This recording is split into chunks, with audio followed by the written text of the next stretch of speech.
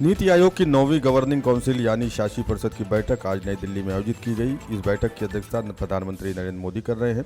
सरकार की तरफ से दी गई जानकारी के मुताबिक नीति आयोग की बैठक राष्ट्रपति भवन के सांस्कृतिक केंद्र में आयोजित की जा रही है। इस बैठक में ममता बनर्जी को छोड़कर विपक्ष ने दूरी बना ली है। पश्चिम बंगाल की मुख्यमंत्री ममता बनर्जी नीति आयोग की बैठक बीच में ही छोड़कर चली गई। बाहर आकर उन्होंने आरोप लगाया कि बैठक में उन्हें बोलने नहीं दिया गया, उनका माइक बंद कर दिया गया। ममता ने यह भी कहा कि बैठक में विपक्ष की तरफ से कोई नहीं था, मैं अकेली थी।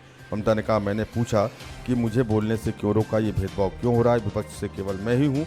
ये न केवल बंगाल का अपमान है बल्कि सभी क्षेत्रीय दलों का भी अपमान है।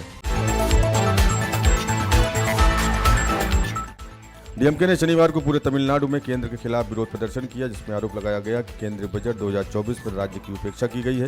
ये विरोध राष्ट्रीय राजधानी में राष्ट्रपति भवन सांस्कृतिक केंद्र में प्रधानमंत्री नरेंद्र मोदी की अध्यक्षता में नीति आयोग की गवर्निंग काउंसिल की बैठक से पहले हुआ।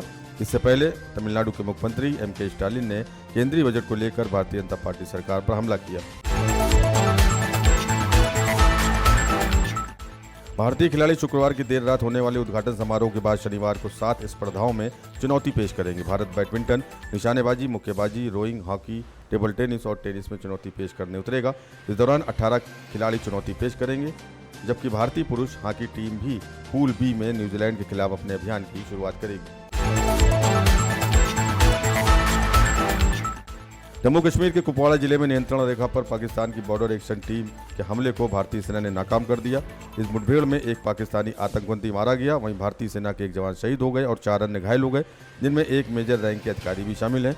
रक्षा सूत्रों के मुताबिक हमले में शामिल बैट टीम में पाकिस्तान सेना के नियमित सैनिक और एसएसजी कमांडो के होने का संदेह है, जो आतंकवादी संगठनों के साथ मिलकर काम करते हैं। भारत और श्रीलंका के बीच 3 मैचों की टी20 सीरीज का पहला मुकाबला आज पल्लेकेल में खेला जाना है। इस मुकाबले के जरिए गौतम गंभीर और सूर्य कुमार यादव की नवनियुक्त कोच और कप्तान की जोड़ी टी20 क्रिकेट में दमदार आगाज करना चाहेगी।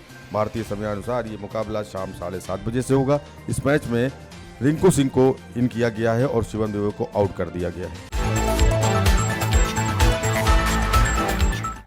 केंद्रीय जांच ब्यूरो ने दिल्ली और गुरुग्राम में 60 ठिकानों पर छापेमारी की। सीबीआई ने ऑपरेशन चक्र 2 के तहत 43 साइबर ठगों को गिरफ्तार किया है। साथ ही आरोपियों के कब्जे से कंप्यूटर की 130 हार्ड डिस्क, 65 फोन, 5 लैपटॉप, बड़ी संख्या में पीड़ितों की जानकारी, दस्तावेज, कॉल रिकॉर्डिंग और ट्रांसक्रिप्ट बरामद किए गए हैं। आरोपी लोगों के कंप्यूटर पर पॉपअप भेजकर उनसे संदिग्ध सॉफ्टवेयर डाउनलोड करने के लिए कहते थे, फिर उनका सिस्टम रिस्टोर करने के नाम पर पैसे ट्रांसफर कराते थे।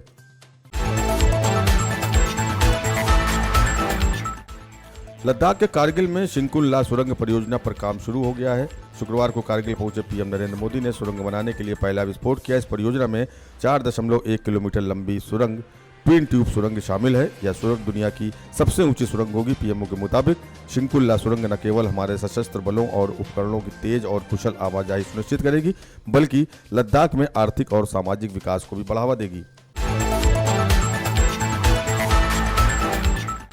S-400 वायु रक्षा प्रणाली ने दुश्मन के 80% विमान मार गिराए, बाकी पीछे हटने को मजबूर हो गए। रक्षा सूत्रों के मुताबिक भारतीय वायुसेना ने यह अभ्यास एक थिएटर में किया, जहां लंबी दूरी की वायु रक्षा मिसाइल प्रणाली के एक स्क्वाड्रन को तैनात किया गया। वायुसेना ने यह अभ्यास सैन्य बल में वायु रक्षा मिसाइल प्रणाली के पूरी तरह से एकीकरण को प्रदर्शित करने के लिए किया गया था। सुदर्शन S-400 वायु रक्षा मिसाइल प्रणाली ने हाल ही में एक अभ्यास में बड़ी सफलता हासिल की है। मुंबई में हुई भारी बारिश के बाद नवी मुंबई के शाहबाज गांव में बनी ग्राउंड प्लस 3 मंजिला इमारत अचानक ढह गई। बिल्डिंग में कुल 24 परिवार रहते थे। पुलिस, दमकल और एनडीआरएफ मौके पर मौजूद रही। बचाव अभियान जारी है। मौके पर जेसीबी बुलाई गई, मलबे को हटाया गया। इमारत के मलबे से 52 लोग सुरक्षित निकाले गए। 2 लोग फंसे लोगों को बचाया गया और 2 अभी भी फंसे होने की संभावना जताई जा रही है।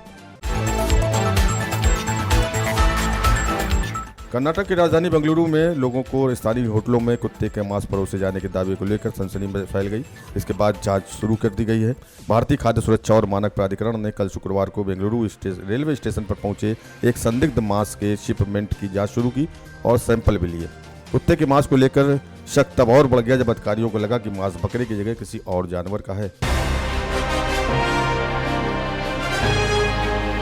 देश की आवाज तेज टीवी 24 के साथ सच दिखाने का जुनून।